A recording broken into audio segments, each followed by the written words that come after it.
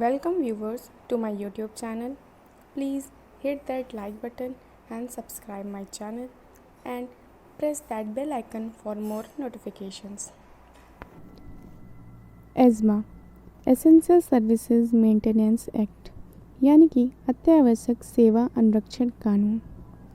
यह कानून हाल में ही मध्य प्रदेश में लागू किया गया है। वहाँ के मुख्यमंत्री शिवराज सिंह चौहान ने पूरे प्रदेश में इस कानून को लागू कर दिया हुआ है।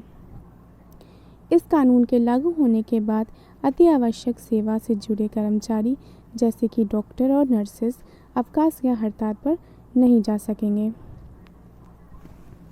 आइए अब जानते हैं क्या है ये एज़मा एक्ट, ये कहाँ पर लागू होता है, कितने समय के लिए लागू होता है और इसके अंतर्गत क्या क्या सेवाएं आती हैं।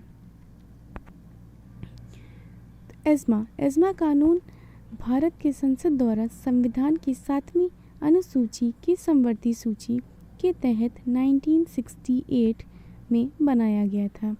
यानी कि इस कानून को केंद्र सरकार व राज्य सरकार ज़रूरत पड़ने पर इस कानून को लागू कर सकते हैं। यह कानून अनावश्यक हड़ताल को रोकने के लिए लगाया जाता है।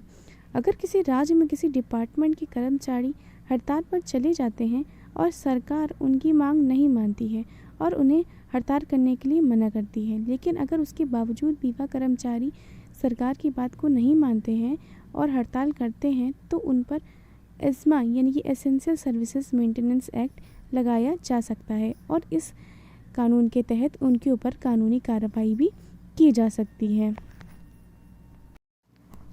लेकिन इस एक्ट को लागू करने से पूर्व इससे प्रभावित होने वाले कर्मचारियों को किसी समाचार पत्र या अन्य माध्यम से सूचित किया जाता है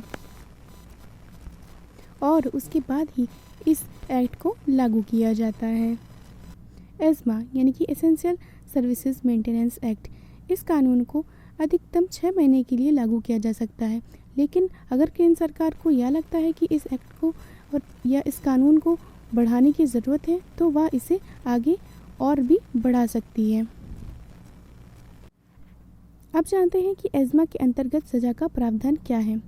तो एज़मा लागू होने के बाद भी यदि कोई कर्मचारी हड़ताल पर जाता है तो उसे अवैध और दंडनीय माना जाता है। कानून का उल्लंघन करने पर उस कर्मचारी को या नेता को बिना वारंट भी गिरफ्तार किया जा सकता है। एज़मा लागू होने के बाद भी यदि कोई व्यक्ति हड़ताल को वित्तीय मदद देता है तो इस कानून के अंतर्गत ऐसा करना जुर्म है। ऐसे व्यक्ति को कारावास तथा जुर्माना या दोनों हो सकता है। अब जानते हैं कुछ अति आवश्यक सेवाओं के बारे में जो कि एज़मा के अंतर्गत आती हैं। एज़मा के अंतर्गत आने वाली कुछ अति आवश्यक सेवाएं हैं जैसे डाक, टेलीग्राफ, टेलीफोन सेवा, रेलवे या अन्य परिवहन सेवा, हवाई सेवा या सुरक्षाप्रद सेवा। यह सारी सेवाएं एज़मा के अंतर्गत आवश्यक सेवाओं में आती हैं। तो ये थी कुछ बातें एज़मा के बारे में कि इस एक्ट को कहाँ, कैसे और किस लिए लगाया जाता है। Thank you guys for watching my channel. Please do like and subscribe. Thank you.